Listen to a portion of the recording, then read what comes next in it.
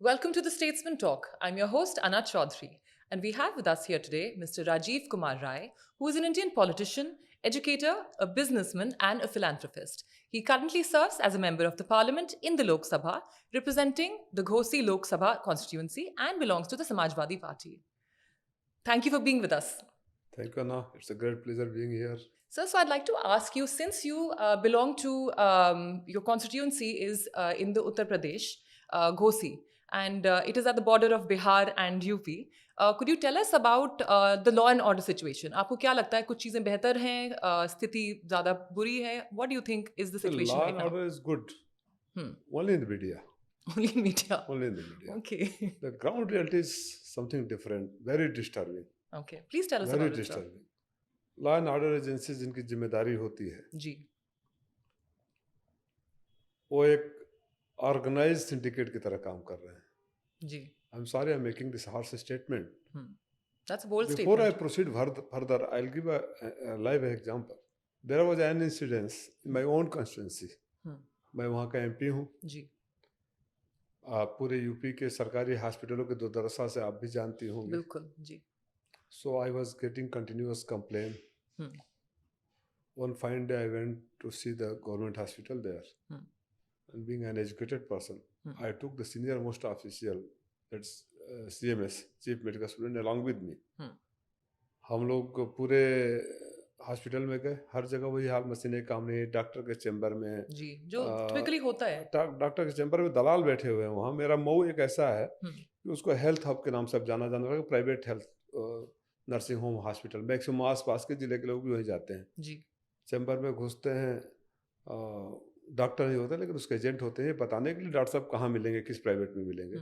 Okay, I maintain my काम and then I went on saying asking him to no make a note of that, so at the end of the round we will sit together and discuss on what best we can do to improve rather than criticising. Of course criticism सबसे आसान होता है. मैं उसमें believe करता हूँ. Basically I am a teacher, so I believe in making the peaceful difference. Yes. है ना. लास्ट में एक ENT सर्जन के सामने से गुजर रहे थे. जमीन पर मरीज पड़े हुए थे. मैंने उनको उठाया, हॉस्पिटल मतलब डॉक्टर के पास ले गया. जी. The moment they saw me they were very much agitated कि आप क्यों आ रहे हैं वहाँ पे. नहीं, वो अपना गुस्सा उनको मिला कि हमारा MP आया है ये सिस्टम के ऊपर, डॉक्टरों के ऊपर, कि ये हमको देख नहीं रहे हैं. सुबह से हम बैठे हुए हैं, जमीन पर पड़े हुए हैं, ये प्राइवेट हॉस्पिटल में ले जा रहे हैं. सो नेचुरली वो नेचुरल रिएक्शन है ना. उनका MP उनके बीच में है तो किससे कहेंगे. जी बिल्कुल. So I thought of asking doctor. सारे लोग इतने एजिटेटेड थे कि अगर मैं नहीं कंट्रोल करता तो कुछ भी बुरा हो जाता था. तो मैं उसको काम करने के लिए जो ही डॉक्टर को बोला कि डॉक्टर साहब आप पढ़े लिखे हो, he started firing at me. Look at the arrogance because he has hand from the top. Okay, and the same doctor has a criminal history. Last year he एक जर्नलिस्ट को उसने हेलमेट से चला के मारा था. FIR है. बहरहाल CMS उसको ट्राई कर रहे थे कि शांत हो जाओ, चुप हो जाओ. नहीं माना. CMS बाहर आए. उन्होंने मीडिया वाले साथियों से भी खेद व्यक्त किया. And then he issued a show cause notice to home, to doctor, that this is not first time you are doing. और ऐसा पहले भी हो चुका है. और हैबिचुअल ऑफेंडर. हैबिचुअल है और आपके खिलाफ एक्शन क्यों ना ले.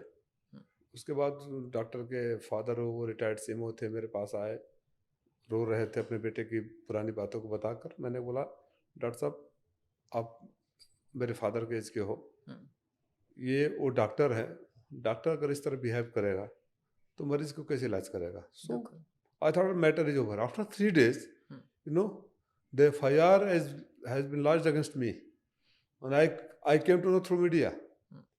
और FIR कैसा है, ये क्लासिक एग्जांपल आपके यूपी में ही हो सकता है. और माननीय मुख्यमंत्री जी का सुने पहुंचे तो मैं जब बताना चाहूँगा. ये सिर्फ आपको उत्तर प्रदेश में हो सकता है कि सीनियर मोस्ट हॉस्पिटल का डॉक्टर जो चीफ है वो अपने डॉक्टर को सो का नोटिस इशू करता है. उसमें लिखा रहता है कि आपके इस तरह के व्यवहार से कोड ऑफ कंडक्ट का वायलेशन हुआ है, हमारा गरिमा नाम खराब हुआ है, आपके खिलाफ कार्रवाई क्यों न जाए.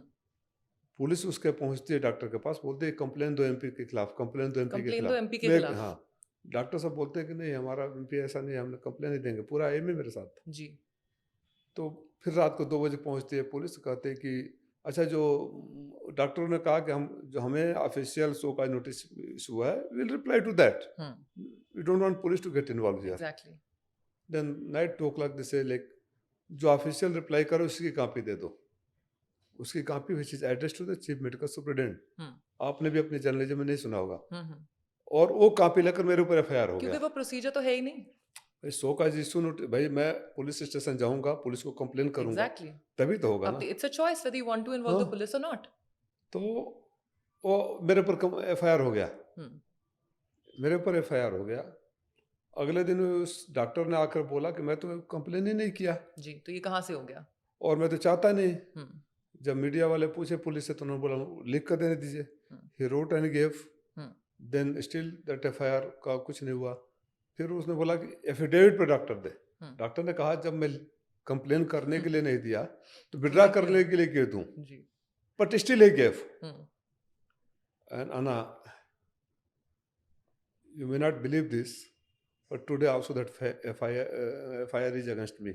So I'm not surprised because as you very correctly mentioned, this is a very disturbing trend जो actually आ रहा है and पिछले कुछ सालों से with the current government actually that काफी लोगों, काफी MPs, MLAs और आम आदमियों के खिलाफ जो कि गवर्नमेंट की बातों से सहमत नहीं है, उनके खिलाफ हर तरह की एफआईआर, जैसे आपने बताया कि कंप्लेनेंट को ही कंप्लेन नहीं करनी, लेकिन प्रेशराइज करा जा रहा है कि आप खिलाफ बोलिए। वही नहीं हुआ, एक स्टेप और हुआ जी। और ये रिकॉर्ड पर आना चाहिए। यूपी में एक सिस्टम है, मंथली मीटिंग होती है इलेक्टेड रिप्रेजेंटेटिव्स और एडमिनिस्ट्रेशन के बीच में। जी। वहाँ डीएम के ऑफिस में उस मीटिंग में हम यहाँ आए, हम क्या करेंगे? I am a member of parliament.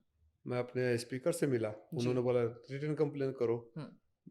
Privilege motion के लिए नोटिस इशू हो गया। नोटिस मिलने के बाद look at the arrogance, he says in meeting आपने प्रिविलेज मोशन मूव किया, एसपी ने कहा अब मैं आपके ऊपर और केस करूंगा। From where this arrogance comes? Do you think as you mentioned, it's an organized syndicate? That's what I'm doing, top to bottom. Do you think district level officer will have so much of guts to file a fake FIR against an elected MP? And then if he goes to what is right forum for me? Absolutely. To approach my parliament, approach my speaker, yes. What wrong have I done that? And उसका reaction कि अभी और करूंगा। तो अगर ये organise syndicate नहीं है ऊपर से लेकर नीचे तक, तो और क्या उस अधिकारी को ये पता नहीं है कि मैं कुछ भी अपोजिशन के साथ कर दूंगा तो हमारा ऊपर वाला हमको बचा लेगा, तो कर सकता है क्या? वो भी किसके खिलाफ? आपको let it be on the record, 1952 में फर्स्ट इलेक्शन हुआ था, तब से लेकर आज तक उस कॉन्स्टिट्यूंसी से जितने वोटों से मैं जीता हूँ कोई नहीं जीता है।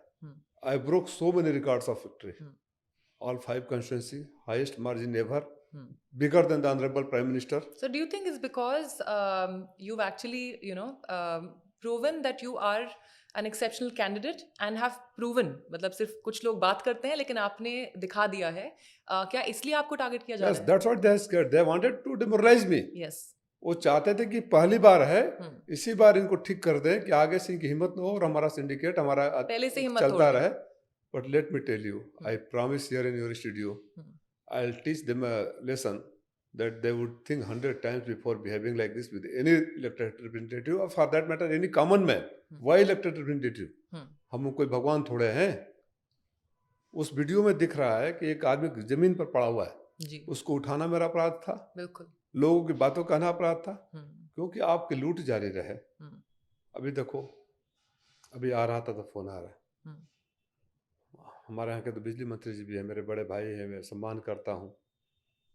जितने गरीब घर हैं सबके घरों पे बिजली के छापे मारना, किनारे ले जाना, पैसा वसूली करना। दिशा की बैठक में मैंने कहा, दिशा एक होता है जो सारे विभागों की एक बैठक होती है साल भर में 4 बार, और एमपी उसका चेयरमैन होता है कि चलो हमारे साथ, जहाँ ये बिजली विभाग वाले इकट्ठा करके पैसा लूटते हैं। मैं ही नहीं कहा, बीजेपी के जो हमारे जिला पंचायत अध्यक्ष हैं वो बीजेपी के हैं जी, बीजेपी के एमएलए ने भी कहा चलो वहीं, अब देखो शाम को वहाँ बंटवारा हो रहा होगा, किसी की आवाज नहीं निकली, कोई अधिकारी नहीं साथ में गया। तो क्या लगता है कि अगर सारे एमपी एमएलए बैठ के मीटिंग में कर रहे हैं फिर भी बंटवारे वाले के पास कोई जाता नहीं जांच करने, तो बिना ऊपर वाले का आशीर्वाद हो जाएगा? तो लॉ एंड ऑर्डर का सिचुएशन बहुत अच्छा है बड़े चैनलों में, और अनइमेजिनेबल है ग्राउंड रियलिटी में। एंड सर, और आपको लगता है कि ये कुछ पिछले कुछ सालों में ज़्यादा बुरा हुआ है या फिर कुछ चीज़ें बेहतर हुई हैं? क्योंकि यूपी में हमेशा से यूपी एंड बिहार शुरू से ही पिछड़े इलाके रहे हैं एंड उसके साथ में अगर आप देखें लॉ एंड ऑर्डर तो शुरू से ही खराब रहा है, चाहे आप यूपी की बात करें या बिहार की बात करें। तो पिछले कुछ सालों में ये बद से बदतर हुआ है एंड क्या वजह रही है, आपको क्या लगता है? दुर्भाग्य है कि जो एक नौजवान उत्तर प्रदेश के मुख्यमंत्री बन के 2012 में आए, जी। नई सोच, नई ऊर्जा, दुनिया भर का अनुभव बाहर से पढ़ कर आए। हम्म। And just not because he is my leader, he created wonders. Hmm. Can you imagine 2.5 years में मेट्रो दौड़ रही है दिल्ली में, लखनऊ में, hmm. Expressway, 4 lane connectivity with the district headquarters, hmm. ITCT 1090,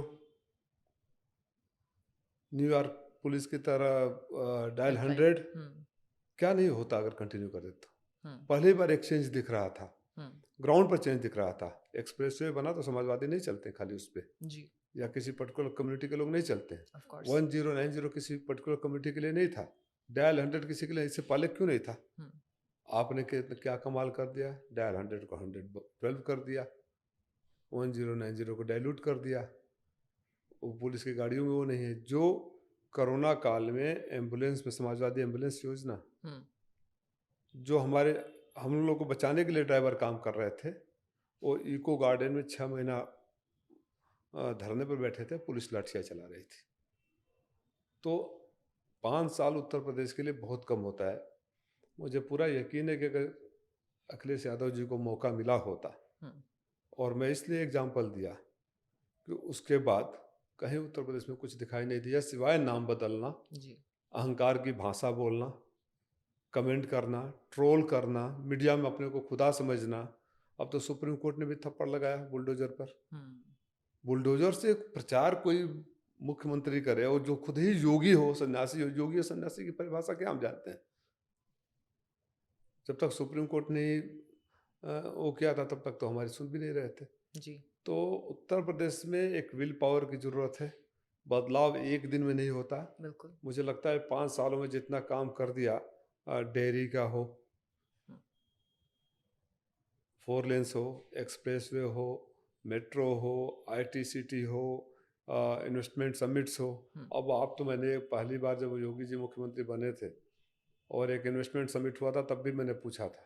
अभी आप उनके MOU को खाली कैलकुलेट कर लीजिए। मैं चाहूँगा आप, अगर आपका बैक ऑफिस है तो 2017 से अब तक पता ना, मेरे ख्याल से 40-50 लाख करोड़ रुपये इंडिया के बजट से ज़्यादा का उनका MOU साइन कर चुके होंगे। और मीडिया में खूब प्रचार हो गया। जमीन पर कुछ दिख रहा है? हमारे मुख्यमंत्री जी अपनी तारीफ इसलिए करते हैं कि इजराइल में वार टर्न कंट्री में हमने अपने बच्चों को भेज दिया है। वहाँ किसकी सेवा कर रहे हैं? शर्म नहीं आती? मेरा घर का बच्चा अगर आपके घर में आकर सफाई करता है, झाड़ू पोछा करता है, और मैं बोलूँ कि मेरा बच्चा, मैं बहुत लायक बाप हूँ, तो जो कागजों में खेलते हैं, कागजों में लिखे हुए इतिहास में खत्म भी हो जाते हैं वो। अच्छा, आपको क्या लगता है कि what are your views on the Prime Minister and Yogi Adityanath? What do you think? वो क्या प्रधानमंत्री जी, मुझे लगा था कि मैं, ऐसे तो हम लोग देख नहीं पाते हैं टीवी पर, हमेशा जब भी देखो वही दिखते हैं जी। MP बन के चुन के जब जाऊंगा तो हाउस में उनसे रूबरू होने का मौका मिला, लेकिन rarest the rare guest appearance उनका होता है पार्लियामेंट में। और जिस तरह की भाषा बोली जाती है, किसी देश की के प्रधानमंत्री या गवर्नमेंट की सफलता का मापदंड क्या होना चाहिए? टीवी पर बोलने से तो होता नहीं है। बिल्कुल। अब शुरू कराता हूँ आपको। हंगर इंडेक्स में हम कहाँ खड़े हैं? उसी सदन में इसी सरकार के लोग बोला करते थे कि देश के रुपये की कीमत सिर्फ नीचे नहीं गिरता है, देश का स्वाभिमान भी नीचे गिरता है। माननीय प्रधानमंत्री जी का भी मैंने 2-4 दिन पहले भी परसों ही ट्वीट किया था, पुराने भाषण, कि उनको पता है कि रुपया कैसे गिरता है, क्यों गिरता है। पेट्रोल डीजल के दामों में क्या बोलते थे, GST के बारे में क्या बोलते थे। आज क्या हो रहा है? आज तो देश की इंटरनल सिक्योरिटी और एक्सटर्नल सिक्योरिटी का हाल ये है कि जब से हम और अन्ना चौधरी पैदा हुई होंगी, तब हम जानते हैं कि चीन हमारा दुश्मन है, पाकिस्तान हमें परेशान करता है। जी। पाकिस्तान को दुश्मन भी बोल सकते हो, परेशान कर सकते हो। But most of the neighbour countries they had India first policy. True. अब 5 लाख, जहाँ से मैं चुन कर आता हूँ वहाँ की आबादी 32 लाख है। 5,32,000 आबादी वाला मालदीव हमको आंखें दिखाता है। नेपाल, जो हमारा भाई का रिश्ता था, वो हमारे घर में घुसकर गोली मार मार के चला जाता है। श्रीलंका की हालत वैसे ही है। बांग्लादेश, जिसको आपने पैदा किया, बांग्लादेश में आपकी स्थिति क्या है? तो चारों तरफ अगर पड़ोसी आपको घेर लिया तो लगता है कि किसी दिन श्रीलंका वाले आएंगे और 2 थप्पड़ हमको मार के चले जाएंगे कि तुमने हमारे रावण को मारा था, हम बदला लेना है। जब आपके पड़ोसियों में ऐसी स्थिति हो गई हो जी। और आप अपने को विश्वगुरु के एक और डिफिनेशन में, जो पार्लियामेंट की कमेटी है, स्टैंडिंग कमेटी जिसे बोलते हैं, डिपार्टमेंट रिलेटेड स्टैंडिंग कमेटी, उसमें जिस कमेटी में मेंबर हूँ वो शिक्षा, महिला बाल कल्याण, खेल और युवा। मुझे वहाँ जाकर पता चला कि 8.5 लाख टीचरों की वैकेंसी है। लाखों स्कूलों को बंद कर दिया जा रहा है। जिस देश में टीचरों को भर्ती नहीं किया जा रहा हो, स्कूलों को बंद कर दिया जा रहा हो, और उद्देश्य है कि मैं विश्वगुरु हूँ, तो माननीय प्रधानमंत्री जी की सच्चाई, जो मैं अनुभव कहा, वो प्रधानमंत्री सिर्फ भारतीय जनता पार्टी के ही नहीं है, हमारे भी प्रधानमंत्री हैं। जी। और जिस कुर्सी पर वो कोई भी बैठा होगा हमारे लिए आदरणीय होगा, माननीय होगा, सम्मान्य होगा। लेकिन जिस तरह के व्यवहार सत्ता पक्ष कर रहा है, जिस तरह के व्यवहार और भाषा वहाँ से आती है, निश्चित रूप से शोभा नहीं देती है। मैं कभी नहीं चाहूँगा कि हमारे प्रधानमंत्री जी सदन में पहुँचने पर भी कभी कभी दिखाई दे और पूरा टाइम वो खाली बैसिंग में गुजारें। मैं खड़ा होकर जिधर भी देखूं सब पड़ोसी हमें घूर रहे हो। मैं अपने नौजवानों की तरफ देखूं तो बेरोजगार हो रहे हो। मैं अपने किसानों की तरफ देखूं तो दिल्ली की सीमा पर लाठियां खा रहे हो। मैं अपने सेना के जवानों की तरफ देखूं तो वो अग्निवीर बन रहे हो, और अपने रुपये की तरफ देखूं तो गिरता जा रहा हो। पेट्रोल के दाम के देखता हूं तो उड़ता जा रहा हो। तो इसी देश की तस्वीर इसी में बता रहा है कि देश की तस्वीर क्या है। और योगी जी, माननीय योगी जी मुख्यमंत्री के अलावा एक योगी भी हैं, और हम सारे लोग योगियों का सम्मान करते हैं। बिल्कुल। लेकिन उनकी जो भाषा है,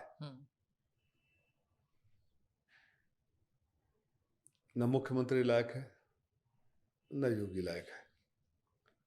और जिसको अपना ब्रांड बनाए थे हम, बुलडोजर को, उसके बारे में सुप्रीम कोर्ट ने संज्ञान ले लिया। अयोध्या अयोध्या अयोध्या, भगवान राम को लाए। जो लोग दावा करने लगे हम भगवान राम को लाए हैं, नीरव मोदी, मेहुल चौकसी को नहीं ला पाए, विजय माल्या को नहीं ला पाए, तो भगवान राम ने कहा कि तुम हमें बेच रहे हो, तुम हमारे यहाँ से बाहर जाओ, तो अयोध्या से बाहर कर दिया। अभी मंदिर की खुदाई हो रही है, हर जगह खुदाई हो रही है। जोगी जी को कभी आपने रोजगार के बारे में बात करते हुए देखा है? महंगाई कम करने के बारे में बात करते हुए देखा है? तो आपको लगता है कि ये मुद्दे सारे लिटरेरी जैसे गड़े मुद्दे निकाल रहे हैं कि हमें यहाँ मूर्ति मिलेगी, मस्जिदों को खोद खोद के ढूंढ रहे हैं मैं मूर्तियां। चुनौती देता हूँ माननीय प्रधानमंत्री और माननीय मुख्यमंत्री जी को, अयोध्या में राम मंदिर बनाने के नाम पर और काशी विश्वनाथ के सुंदरीकरण के नाम पर हजारों वर्ष पुरानी जिन मूर्तियों को आपने रौंद दिया, जिसके लिए शंकराचार्य ने आंदोलन किया, जिन मंदिरों को आपने तोड़ दिया, उसकी जिम्मेदारी आप क्यों ले रहे हैं? आप मंदिर को राजनीति के लिए इस्तेमाल करेंगे? जो मूर्तियां तोड़ी गई अयोध्या में राम मंदिर बनाने के लिए, उसमें भगवान नहीं बसते थे। भगवान ने बोला मैं 5 स्टार में रहूंगा, मुझ में राम, तुझ में राम, रोम रोम में राम, कण कण में राम। मर्यादा पुरुषोत्तम राम वो थे जो वसूलों और सिद्धांतों के लिए राज सत्ता को ठोकर मार के जंगल चले गए, और ये वो लोग हैं जो राज सत्ता के लिए वसूलों और सिद्धांतों को ठोकर मार के देश में नफरत की दुकानदारी चला रहे हैं। So what are your views on delimitation? आपकी उसके बारे में क्या राय है? देखिए, बहुत सीरियस इशू है, और मैं इसका, अगर मैं एज एकेडमिशियन इसको स्टडी करता हूँ तो बड़ा भयावह दिखता है। सही है, आबादी के हिसाब से रिप्रेजेंटेशन होना चाहिए, सुनने में तो अच्छा लगता है। जी। आप प्रो हैं या अगेंस्ट हैं? वैसे पहले मैं आपसे ये जानना नहीं, चाहूँगी। मैं प्रो या अगेंस्ट, देश की विचारधारा तब होनी चाहिए जब उस पर सही स्टडी हो जाए, सही बिल्कुल। डिस्कशन। ये सरकार तो डिस्कशन में, सरकार तो आलोचना, हमारे संविधान सभा में आलोचना और बहस हुई थी, लेकिन सरकार तो कुछ सुनना ही नहीं चाहती थी। डिलिमिटेशन होगा, हमारी जितनी आबादी हो तो ना हो, लेकिन साउथ के स्टेट्स को भी, क्योंकि मैं नॉर्थ और साउथ दोनों को देख रहा हूँ, जी।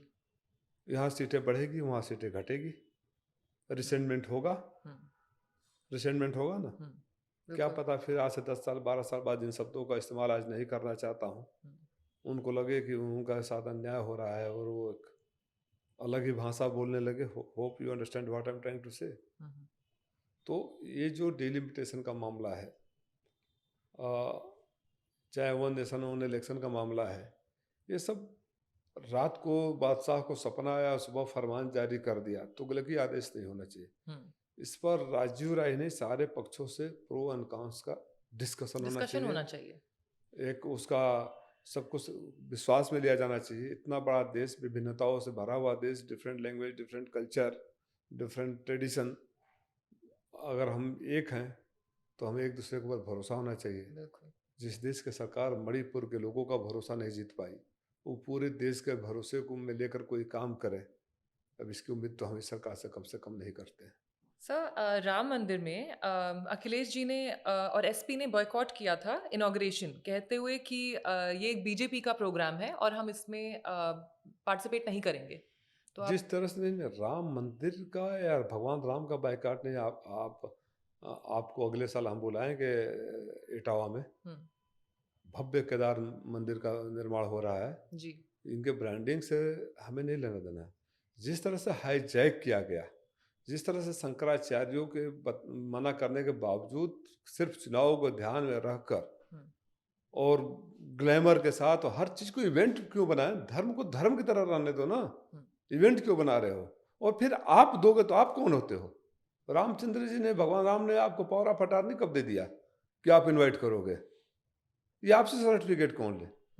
इस देश में धर्म के नाम पर और राष्ट्रभक्ति के नाम पर सर्टिफिकेट देने का अधिकार कम से कम भारतीय जनता पार्टी के पास तो नहीं है।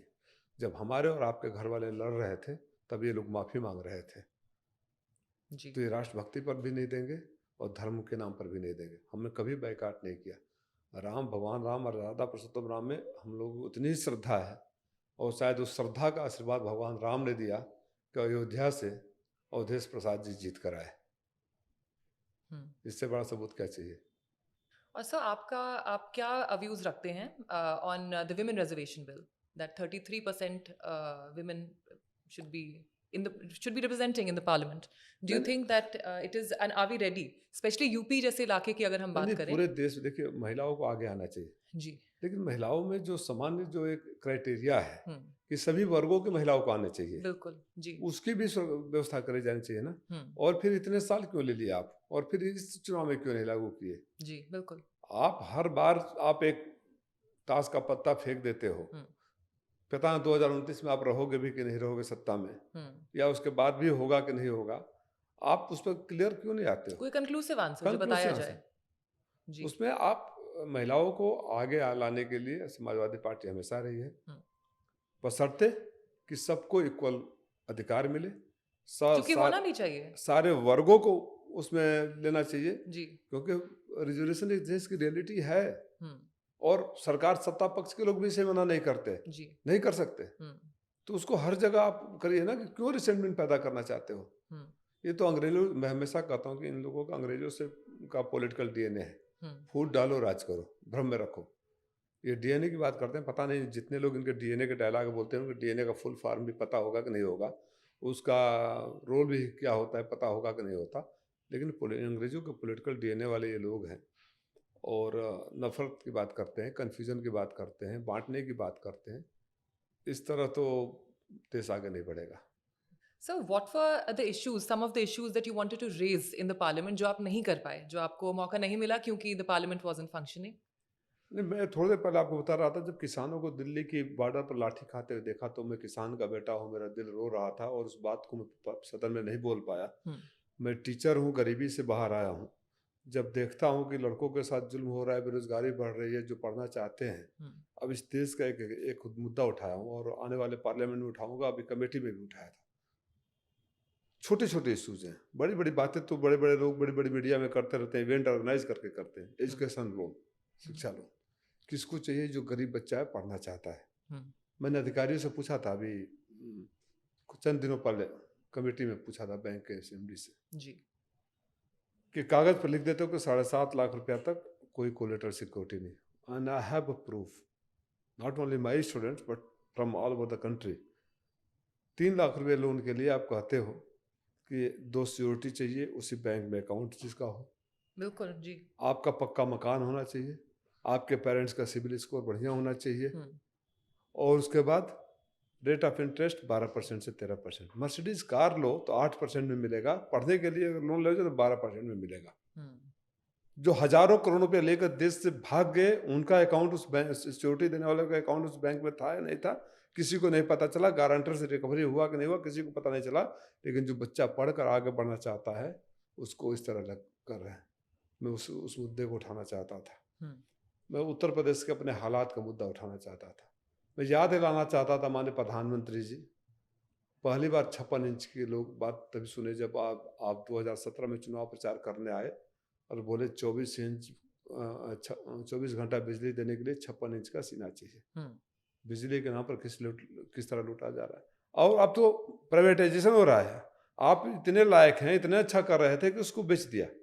मैंने पिछली बार भी उठाया था सदन में, मैंने एक सवाल पूछा था हवाई जहाज के किरायों पर, और मंत्री जी खड़ा होकर बोल रहे थे कि this is market driven, government doesn't decide about the air fare, this is decided by the airlines. Then I had asked a simple question, I agree, you don't have a role to play, you don't decide airfare, but please let me know, किसने कहा था कि हवाई चप्पल वाले को हवाई जहाज में बैठाएंगे?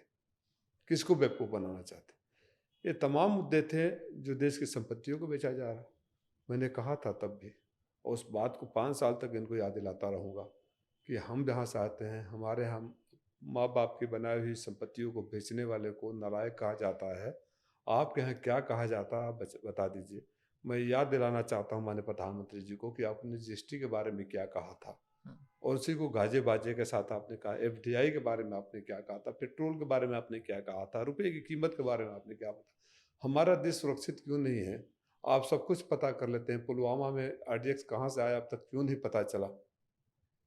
आप तो नॉन बायोलॉजिकल हैं, आप तो कुछ भी पता कर सकते हैं। बिल्कुल। तो इन सब मुद्दों को, बहुत सारे मुद्दा था, सबसे ज़्यादा मुद्दा नौजवानों का है। उत्तर प्रदेश की आबादी इतनी बड़ी है। अब जो मैं अपने इलाके में जाता हूँ, भौगोलिक स्थिति से वहाँ कोई उद्योग धंधे नहीं है। जो इंडस्ट्रीज थे उसको बेच दिया गया। आपको हंसी आएगी कि आश्चर्य होगा कि आप कैसे इसको लेंगे, मैं नहीं जानता हूँ। कल्पनाथ राय जी, स्वर्गीय कल्पनाथ राय जी, इनको विकास पुरुष के नाम से कहा जाता है, उन्होंने मऊ जिला को बनवाया था। तब उन्होंने कॉटन मिल्स बनवाई थी, चीनी मिल बनवाई थी, वो सब ठप पड़ा हुआ है। हर जगह जिले में एक इंडस्ट्रियल एरिया होता है जी। मऊ में इंडस्ट्रियल एरिया के 95% खाली प्लाट है। ये विकास के नाम पर जो ज़मीनें मिलें बंद हो गई, उसको प्लाटिंग करने पहुंच गए हैं कि हम विकास करेंगे, यहाँ प्लाटिंग करेंगे। प्लाटिंग करना, रियल एस्टेट कम करना सरकार का काम है। एक भी उद्योग धंधे नहीं है हमारे यहाँ। कोई माँ बाप के पेट से अपराधी पैदा नहीं होता, हालात उससे बना देता है। बिल्कुल। जब नौजवान लाठी खाएगा नौकरी के लिए, भटकेगा। कितने पेपर लीक हो गए उत्तर प्रदेश में, कितने पेपर लीक हो गए जी। और इनफैक्ट बिहार में आजकल जो मुद्दा चल रहा है, इनफैक्ट बीपीएससी का, यस बीपीएससी का, और हर लीक का और हर भ्रष्टाचार का तार कहीं न कहीं गुजरात से क्यों जुड़ा हुआ है, मैं ये भी जानना चाहता हूँ। सर आप बताएंगे, आपको क्या लगता है कि if you look at it, तो जितने भी प्रोटेस्ट होते हैं, चाहे वो फार्मर प्रोटेस्ट हो या फिर स्टूडेंट प्रोटेस्ट हो, बीपीएससी का इशू जो अभी हो रहा है, क्या गवर्नमेंट ये क्यों बात नहीं करना चाहती, चाहे वो ऑपोजिशन हो, ये इश्यूज को एड्रेस क्यों नहीं करना चाहती है सरकार? ऑपोजिशन को यू कांट ब्लेम, हम तो उठा रहे थे। आप मेंटली प्रिपेयर होकर आते हो कि हाउस को नहीं चलने देंगे, सवाल नहीं पूछने देंगे। सवाल से कौन डरता है? मैं यहाँ आया आपसे, अपोजिशन का लीडर हूँ। मैंने आपसे कहा कि जो मन करे आप सवाल पूछिए, बिल्कुल, क्योंकि जो दिल में है वही दिमाग में है, वही जुबान पर है। और मेरा रिमोट कहीं और नहीं है कि जो कहेगा कि नहीं नहीं जवाब मत देना, इस पर बात को मत होने देना। सरकार के रिमोट कहाँ है आप जानती हैं, उस रिमोट के बिना कोई सरकार कुछ करती नहीं है। तो लोकतंत्र में कल मैंने एक पोस्ट किया था, कल शाम को एक पोस्ट किया था कि बेरोजगारों और नौजवानों पर के शांतिपूर्वक आंदोलन पर लाठी चलाना घोर निंदनीय है। इस देश की ताकत किसान हैं, नौजवान हैं और बेरोजगार भी है। रोजगार दो तो ताकत बनेंगे, बेरोजगार को फौज बनोगे तो कमजोरी बनेंगे। देश की ताकत को लाठी से नहीं दबाया जा सकता। लेकिन बुलडोजर की मानसिकता वाली सरकार को इस बात का स्वीकार्य नहीं है कि कोई उनसे सवाल करे, कोई उनसे आंख में आंख डालकर बात करे, कोई उनसे पूछे कि झूठ कब बोल रहे हो। तो आपको लगता है कि वो नहीं चाहते, बीजेपी नहीं चाहती कि उनसे सवाल और जवाब किए जाएं, और इसीलिए ये तरीका अपनाया गया है, चाहे वो बुलडोज़र की ज़बान हो या फिर अगर आप देखें कि किसी कोई प्रोटेस्ट हो रहा है तो उसको अलाउ ना किया जाए, even if it is a peaceful protest, चाहे वो स्टूडेंट्स हों या फिर कोई एग्ज़ाम लीक हो। सो या फिर हमारे अपने फार्मर्स ही हों जो बेचारे ऑलरेडी परेशान, पिछड़े हुए, गरीब होते हैं। जिस देश के नौजवानों को अधिकार नहीं हो कि अपने हक की मांग कर सके, जिस देश के किसानों का अधिकार नहीं हो, अन्नदाताओं का अधिकार नहीं हो कि सरकार को उनकी वादे को याद दिला सके, जिस देश के बेरोजगारों को कोई भविष्य दिखाई नहीं दे रहा हो, और जिस देश की सरकार को आदत हो अपनी मन की बातों को कहने का, देश के मन की बातों को सुनने के लिए उसके पास समय नहीं हो, ऐसे सरकार के बारे में मैंने 2 लाइन बोला था बैंकिंग अमेंडमेंट बिल पे। इनसे न मिलो इस सादगी के साथ, वो दौर और अलग था, वो लोग अलग थे, ये दौर और है, ये लोग अलग हैं। अगर इनसे इस दौर में वफा ढूंढ रहे हो तो बड़े नादान हो, जहर के शीशी में दवा ढूंढ रहे हो। तो ये लोग जहर के शीशी, नफरत की शीशी लेकर घूमने वाले हैं। इनसे अगर हम उम्मीद करें बेमानी है, लेकिन देश उम्मीदों पर टिका है। अगर हम बात अपनी आवाज़ अपनी सरकार से, अपने जनप्रतिनिधियों से, अपने सांसद से नहीं करेंगे तो कहाँ करेंगे। सरकार को चाहिए कि सवालों से भागे ना, लोगों को खामोश बहुत लंबे समय तक नहीं किया जा सकता। लोकतंत्र के कोख से पैदा होकर तानाशाह बनने का प्रयास न करे।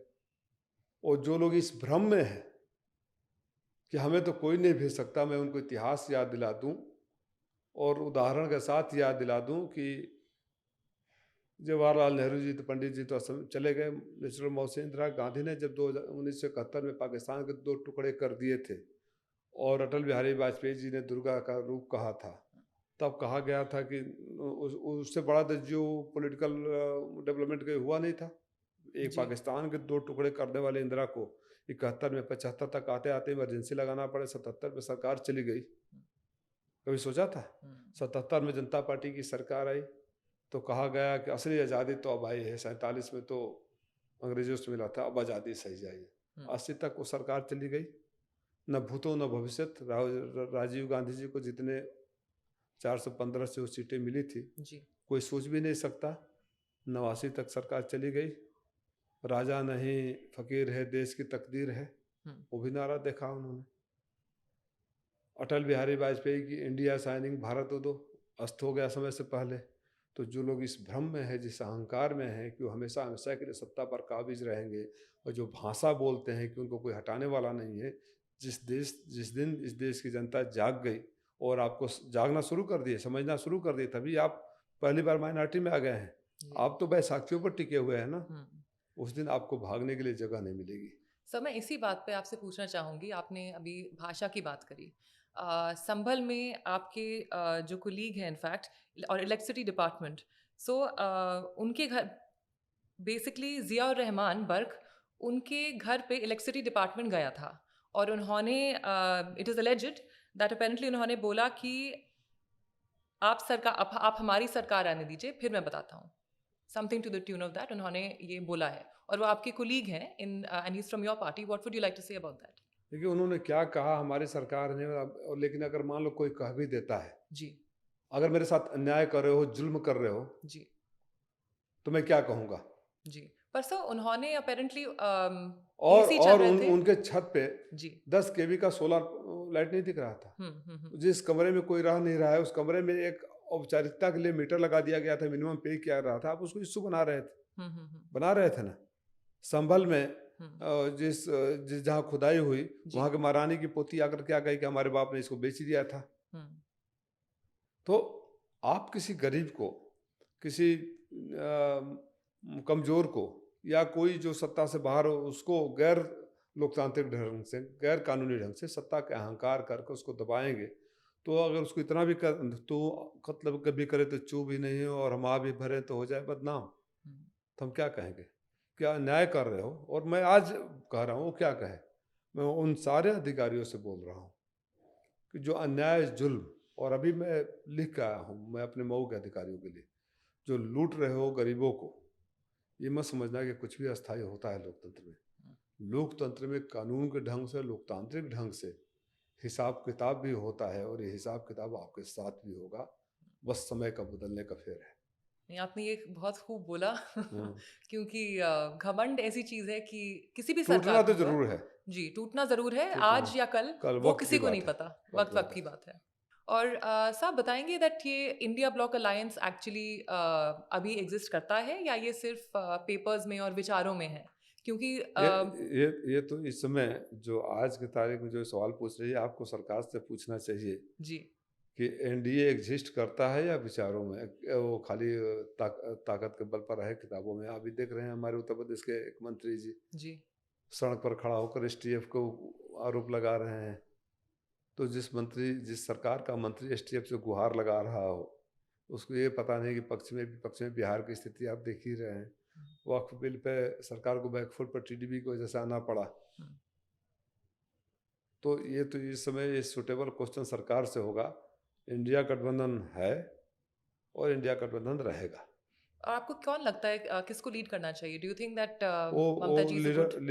लीडरशिप, सीनियर लीडरशिप जिसको डिसाइड करे वो लीड करे। Issue is not that who will lead, issue is that the one who is leading this country should be allowed to continue or not. To save this country, to save this our constitution, to save our democratic institutions, we must dislodge this government, and the sooner is better. Also sir, do you support manual voting या EVM से? क्योंकि काफी in fact question सामने आए हैं that a lot of parties are strongly against the EVM. Do you think that manual voting बेहतर है? पर हमें पता है कि manual voting के अपने challenges होते हैं, एंड उसमें भी घपला करना, ऐसा तो नहीं है कि घपले नहीं हो सकते, चाहे वो EVM हो चाहे manual voting हो, बल्कि कई लोग बिलीव करते हैं कि manual voting में ज़्यादा घपले की चांसेस हैं। तो आप क्या बिलीव करते हैं कि is it feasible? Is manual voting better और ईवीएम? घपले के चांसेस कैसे हो सकते हैं? और यूपी जैसी स्टेट में स्पेशली जिस देश ने ईवीएम को बनाया, अगर उसने डिस्कार्ड कर दिया जी, तो आपको इतनी मोहब्बत क्यों है? और आपको इतनी मोहब्बत क्यों है जब आप ही ने सबसे पहले विरोध किया था? आप ही के एक नेता जीवीएल नरसिम्हा राव ने रिसर्च करके किताब तक लिख दिया था, और आप ही कोर्ट में गए थे। और जब ईवीएम खराब होती है, पकड़ी जाती है कि कोई भी बटन दबाओ कमल ही आ रहा है। अभी एक इनके नेता का वायरल हो रहा है कि बटन कोई भी दबाओ, जीतेंगे तो हम ही। तो कोई भी बटन दबाओ। तो मैंने तभी भी बीबीसी के एक इंटरव्यू में कहा था कि अगर मशीन खराब होती है तो कभी हाथी साइकिल पंजा क्यों नहीं निकलता, हमेशा कमल ही क्यों निकलता है? और मशीन कौन बनाता है? हम ही बनाते हैं। बिल्कुल। तो अगर आप इस स्टेट्समैन हाउस को बना सकते हैं तो बिगाड़ भी सकते हैं, हैक भी कर सकते हैं, बहुत नेचुरल चीज़ है। सर पर एक और चीज़ है इसमें, अगर हम सोचें तो ऑपोजिशन हमेशा तभी बोलती है कि मान लीजिए जहाँ पे हार निश्चित होती है या पे जहाँ पे हार गए होते हैं, हमारे नेता ने वहां पे ईवीएम से परेशानी होती हमारे है। नेता ने पार्लियामेंट में खड़ा होकर कहा जी कि 80 की 80 सीटें जीत जाऊंगा, तभी मैं बैलेट से वोट कराऊंगा, ईवीएम पर यकीन नहीं करूंगा। इसलिए कि लोकतंत्र में जनता को भरोसा होना चाहिए कि जिसको हमने वोट दिया है वोट उसी को मिला है। वो जिस जमाने में बैलेट वोटिंग से वोटिंग होती थी, उस जमाने में आपके पास मोबाइल नहीं था जी, आपके पास व्हाट्सअप नहीं था, आपके पास इंटरनेट नहीं था। अब तो एक जगह कहीं तुरंत पता चल जाएगा कि कहाँ क्या हो रहा है, और वो प्रिजर्व रहेगा। आप तो जब चाहो तब गिनवा लो जी। आपके फ़ोन हाथ में है, आप इसको रख दो, कल देखना पर बैटरी का परसेंटेज चेक करना। क्यों कुछ मशीनों की बैटरी रह जाती है? मैं तो खुद और कहा मैं तो जीता हुआ हूँ ना। मैं जब हो रहा था, हमारे यहाँ 4 असेंबली मऊ जिले की है, एक बलिया जिले की रसड़ा है। 4 घंटा डिले हुआ।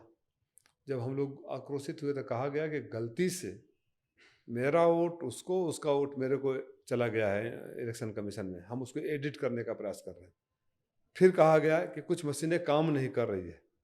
तब एक सीनियर मोस्ट रिटायर्ड IAS अफसर ने मुझे फ़ोन किया, बोला राजीव जी, मैं इस सिस्टम में रह चुका हूँ, मेरा एक सलाह है, आपकी लीड प्रधानमंत्री जी की लीड से ज़्यादा हो चुका है, आप इनसे झगड़ा मत करिए, बोलिए कि जितना हो गया उसी का सर्टिफिकेट हमें दे दीजिए।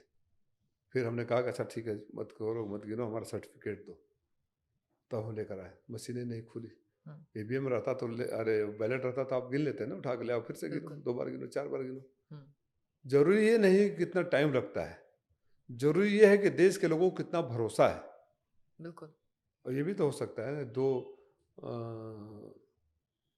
गिरोह था, एक गिरोह था, गिरोह के कुछ लोग गांव में घुस जाते थे और रात को दरवाजे पर, घरों पर काली पोत आते थे, गंदा कराते थे। दूसरा गिरोह जाता था, जिन्हें सफाई करा लो, सफाई करा लो, सफाई करा लो। लोग बोलते यार काला कल हुआ है, जल्दी आओ सफाई कर दो। तो ये भी तो हो सकता है कि इनकी स्ट्रेटजी हो।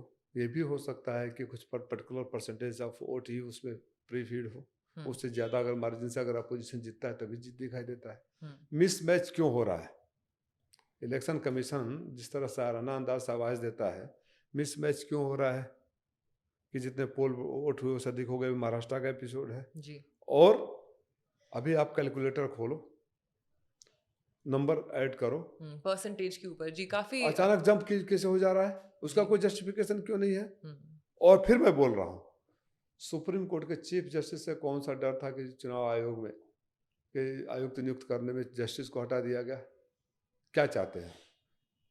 जहाँ कहीं भरोसा नहीं होता, लोग जुडिशरी पर भरोसा करना चाहते हैं। जो सबसे बड़ा जुडिशियल का हमारा अधिकारी है या जज है, उसको आप उस सिस्टम से बाहर कर दे रहे हैं, इसका मतलब का मन में चोर है। इससे बड़ा सबूत क्या चाहिए? Sir, parliament has not been functioning. आपको क्या लगता है कि what were the main reasons? A lot of money has been wasted, time has been wasted, आम आदमी को इनफैक्ट बहुत लॉस हुआ है अगर आप देखें हर तरीके से।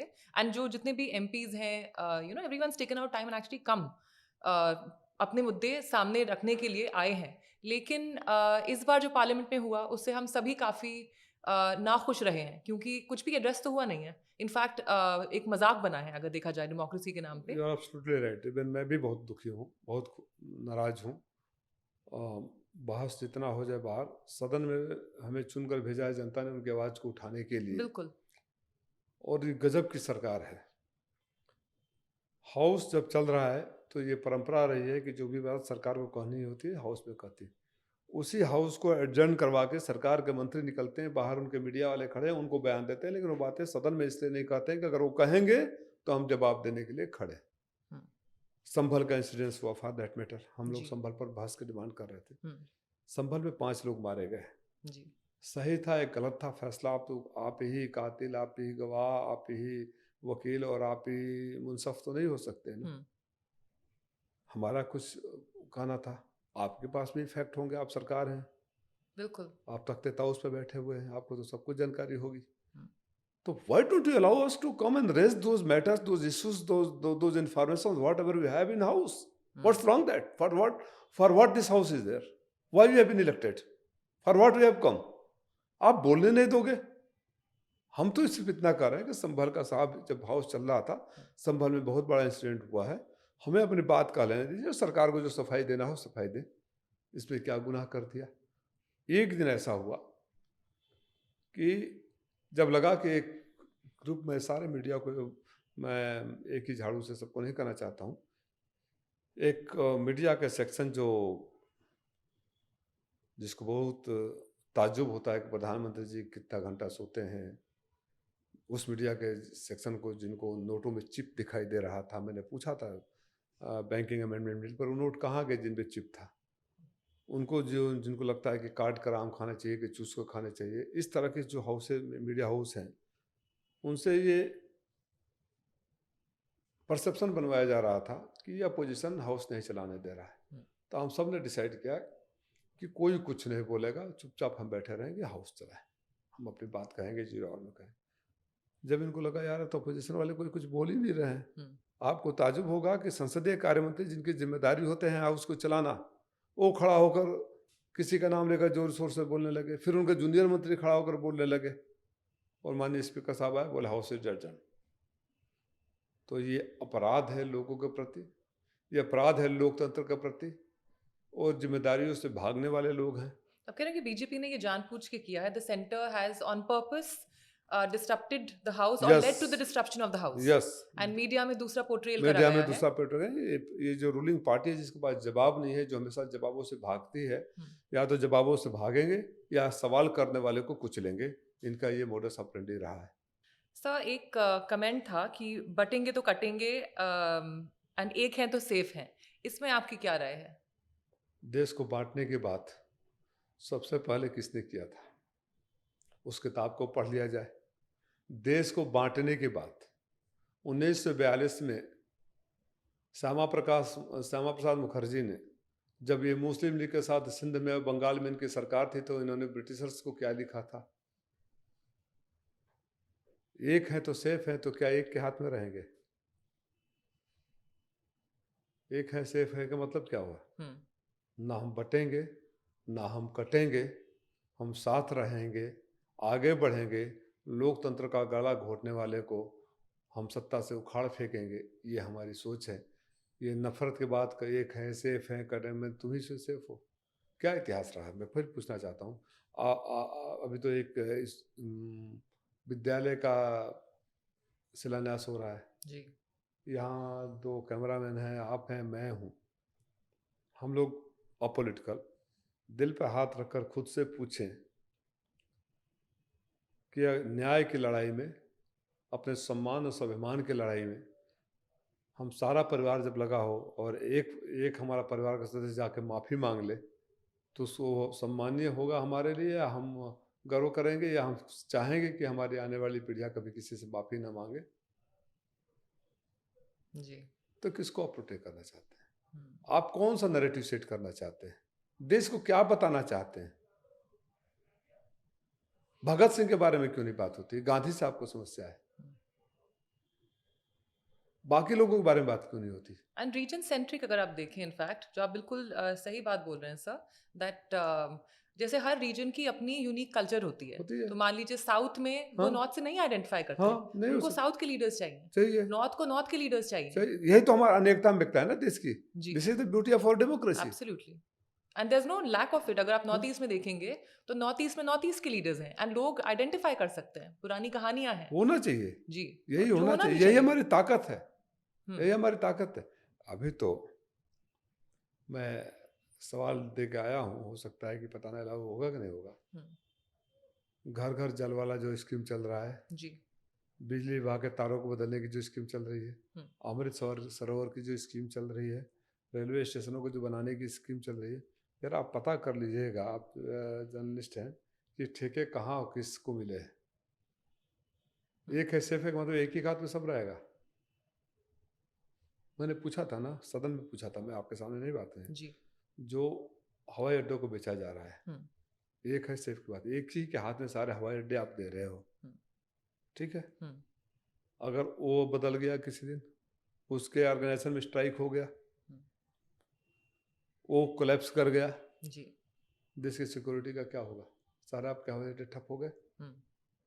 तो एक है सेफ है की परिभाषा आप दूर तक क्यों नहीं सोचते हो? आप एनालाइज क्यों नहीं करते हो? नारों और मुहावरों से देश नहीं चलता है।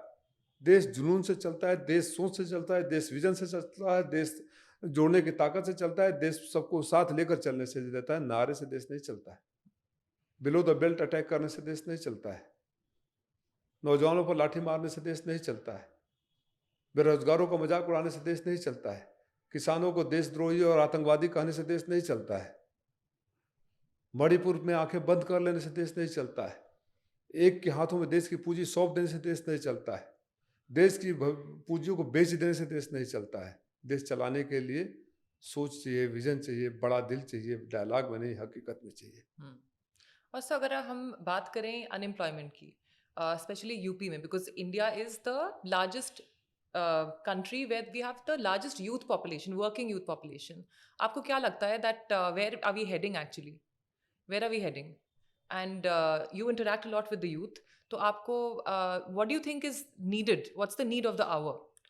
Need of or the generate the opportunity for the employment, And आपको which क्या is absolutely nil there in this thing. and in UP In specifically, UP specific campaign, which is absolutely nil. Again, I am demanding to this government, if Honorable Chief Minister is listening, or if this message goes till him, you come out clean, give a white paper.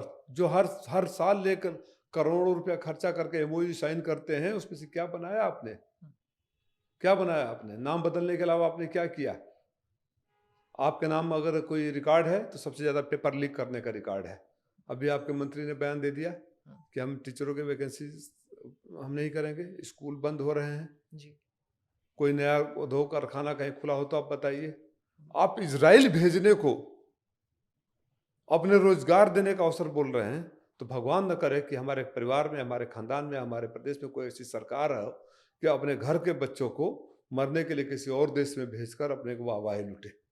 और sir Ayodhya में आपको क्या लगता है that employment बढ़ा है क्योंकि काफी बात हुई, a lot of money has been spent over there in the development, तो are people happy? What is the status actually? अगर लोग खुश होते तो इनको हराते क्यों? जी अयोध्या में तो अयोध्या वाले वोट दिए ना, बिल्कुल। नोएडा के स्टूडियो वालों की तो वहाँ नहीं चली ना, अयोध्या वालों ने वोट दिया था। आप गरीबों को उजाड़ कर, किसी की जमीन को लूट कर, दुकानों को तोड़कर आप उसको चाहेंगे कि आपकी तारीफ हो तो नहीं होगी। मैं फिर पूछना चाहता हूँ, हालांकि इसको इनकी ट्रोल आर्मी करने लगे हैं कि रामद्रोही और ये द्रोही, जो जमीनों में लूट हुआ, 5 लाख की जमीन को 5 बजे रजिस्ट्री हुआ, 7 बजे रजिस्ट्रार ऑफिस खोलकर 50 लाख में बेचा गया। खरीदने वाले सारे के सारे भाजपाई निकले। भगवान राम यही कह रहे थे आपसे, तो अयोध्या में अगर हुआ होता तो अयोध्या में हारते क्यों? और बनारस में भी हारते हारते बचे हैं, चाहे 6 राउंड तक तो लगातार हारते रहे, और प्रशासन का तांडव नहीं होता तो शायद तस्वीर कुछ और होती। बस अगर हम देखें तो हाईवेज जैसे काफ़ी बने हैं। अगर हम उत्तर प्रदेश की बात करें, जो प्रोजेक्ट्स अभी भी चल रहे हैं, इनफैक्ट हाईवेज तो बने हैं एंड जिससे आम जनता का फ़ायदा होगा। एंड वो रोड्स डेफिनेटली कुछ लोगों ने बनाई है, हमारे हमारे यूथ ने, हमारे भाई बंधुओं ने ही बनाई है। तो वहाँ पे आपको नहीं लगता कि कुछ अच्छा काम हुआ, गवर्नमेंट ने कुछ अच्छी चीज़ें करी हैं? हाईवे हमारे राष्ट्राध्यक्ष जी हमेशा कहा करते हैं कि double the speed triple the economy, okay. और ये कॉन्सेप्ट उन्होंने शुरू किया। अगर देश में एयरफोर्स ने कहीं सड़क पर सबसे भारी भरकम एयरक्राफ्ट को उतारा जी तो समाजवादियों की बनाई हुई सड़क पर उतारा। उन्होंने एक रास्ता दिखाया, 40 जिलों को कैपिटल से 4 लेन से कनेक्ट करने का उन्होंने उठाया, मेट्रो उन्होंने चलाया। लेकिन फिर आप पश्चिमी उत्तर प्रदेश से हैं, मैं पूर्वी उत्तर प्रदेश के आखिरी गांव से, मैं आपको इनवाइट करूंगा कि यहाँ से चलते हैं जमुना एक्सप्रेसवे से, पूर्वांचल एक्सप्रेस से उतरिए। हमारे पूर्वांचल एक्सप्रेसवे भी इसलिए बन गया कि वो समाजवादियों ने अलाइन करके दिया था, 70% काम हमने करके दिया। लेकिन ये ना मायने रखता है जानकारी रखना। बिल्कुल। आप उसके रोड कांग्रेस के जो प्रिस्क्रिप्शंस हैं, चाहे जो एडवाइज हैं, जो उनके तरीके हैं, उनको बदल के आप उन सड़कों पर चलिए। राष्ट्राध्यक्ष जी का था कि सड़क के किनारे मंडियाँ चलेगी, बनेगी, हर जिले में जोड़ा जाएगा, फिर वो सामान का आगमन होगा। वो नहीं हो रहा है। बुंदेलखंड रास्ते पे चले जाइए, बही जा रहा है।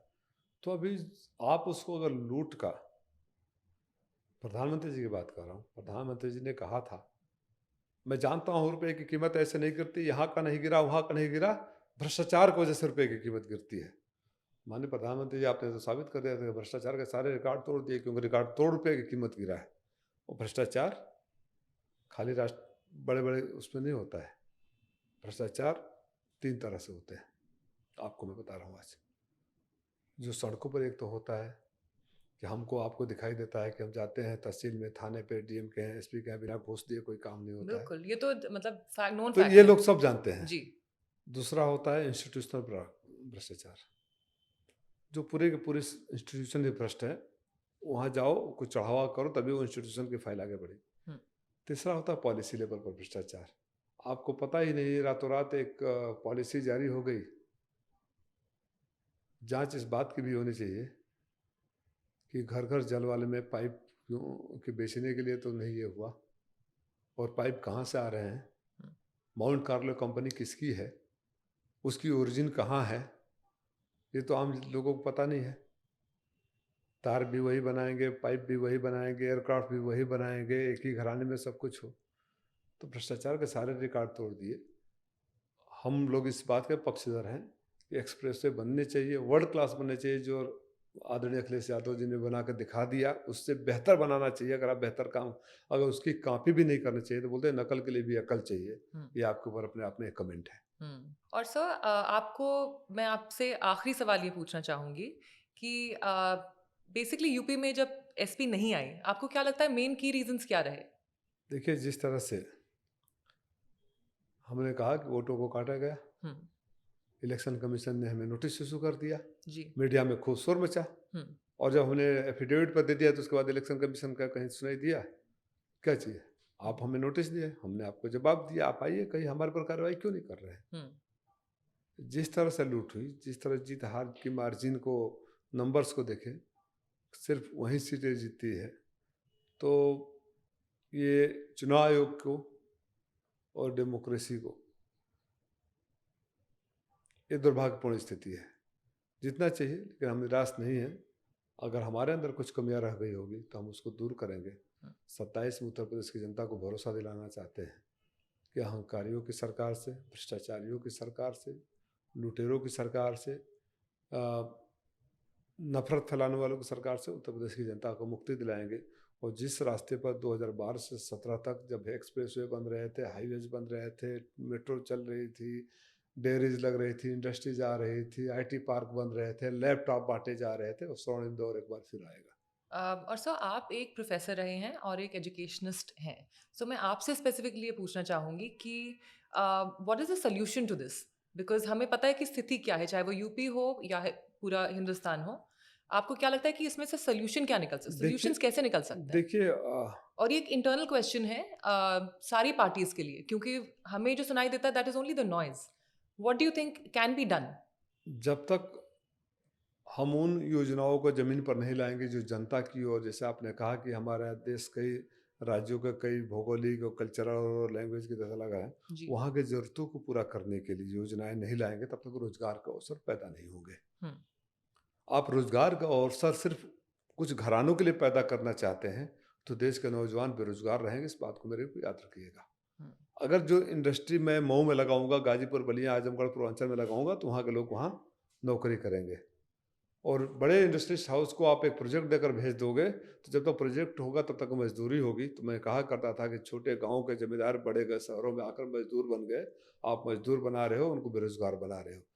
तब बदलेगी जब सारी पार्टी, चाहे किसी पार्टी की सरकार हो, सोच इस पर जाए कि ज़रूरत क्या है लोगों की, न कि ज़रूरत क्या है हमको फाइनेंस करने वालों की। हम्म, अभी जो पॉलिसी बन रही है, ज़रूरत वहाँ से हो रहा है जहाँ रिमोट है। ज़रूरत इस बात का, ये पॉलिसी नहीं बनेगी ज़रूरत वहाँ इस इलाके की क्या है। जरूरी नहीं है कि जो मऊ की ज़रूरत हो वो दिल्ली की भी ज़रूरत हो। बिल्कुल। तो एक स्टडी होना चाहिए, एक सर्वे होना चाहिए। हर जगह की भौगोलिक स्थिति अलग है, क्लाइमेट अलग है, भाषा अलग है, लोगों का व्यवहार अलग है, नीड्स अलग हैं, बिल्कुल। और ज़रूरतें भी अलग हैं। हम्म, देखो, हर इंडस्ट्री में मैं पढ़ा लिखा, मैं जानता हूँ कि मैं हर इंडस्ट्री अपने यहाँ नहीं लगा सकता। इसलिए नहीं लगा कहाँ सकता कहाँ कि रॉ सेटअप कर मटेरियल सकते बड़े हैं? शहरों से लाएंगे, जी। प्रोडक्ट हो जाए, प्रोड्यूस करेंगे तो फिर बेचने के लिए बड़े शहरों में ले जाएंगे, तो logistic cost will be more than the production cost. Of course. But then I have to do some survey, I have to do some research, some homework, then I should find out what I am getting from outside which I can produce locally. True. हमारी अर्थव्यवस्था वहाँ सुधरेगी। जैसे मैंने सोचा, हमारे यहाँ बुनकरों का मेरा इलाका, जब भी समाजवादी पार्टी की सरकार आएगी तो मैं वहाँ एक बुनकर सिटी बनाऊंगा। बुनकर सिटी, अब हमारे लोगों को हमारी सरकार में 72 रुपया 75 रुपये पर फ्लैट रेट पर बिजली मिलती थी, छोटे छोटे घरों में रहते हैं। और ये सरकार की इतनी छोटी सोच है कि बुनकर का मतलब वो एक माइनॉरिटी का लोग समझ लेते हैं। अरे धागा कहीं से आता है, दुकानदार कोई होता है जी। बुनकर कोई होता है, सबका कम्युनिटी एक तो नहीं होती है। तो पैसे का, फाइनेंस का सर्कुलेशन तो हर जगह है। और कहीं की अर्थव्यवस्था अगर सुधरती है, अगर आपके हाथ में, पॉकेट में अगर पैसे आ जाए, अगर आपको स्टेट्समैन वाले आपकी सैलरी 5 गुना कर दें तो वहाँ से निकलोगे तो दुकान पे जाओगे, शॉपिंग करोगे, बिल्कुल। तो अर्थव्यवस्था तो उभर रही है ना, paying capacity and buying capacity बढ़ेगा। इतना कोई सोच ही नहीं रहा, बस यहाँ तो आ जाता है कि एक इंडस्ट्री हाउस को इस चीज़ की ज़रूरत है, भाई पैदा करो, इसका प्रोजेक्ट बनाओ, प्रोजेक्ट लागू कर दिया। सोच जब तक नहीं बदलोगे तब तक बदलाव नहीं आएगा। लोगों के बारे में नहीं सोचोगे, जब तक अपने मन की बात कहते रहोगे, लोगों को देश के मन की बात नहीं सोचोगे, तब तक बदलाव नहीं आएगा। All right, sir. Thank you so much for joining us in the Welcome. studios. It was lovely having this It's conversation with same you. here. It was a great pleasure sharing my views and my thoughts with you. Thank you so much. Thank you. If you enjoyed this episode with Mr. Rajiv Rai, then please like, follow, and subscribe. Thank you.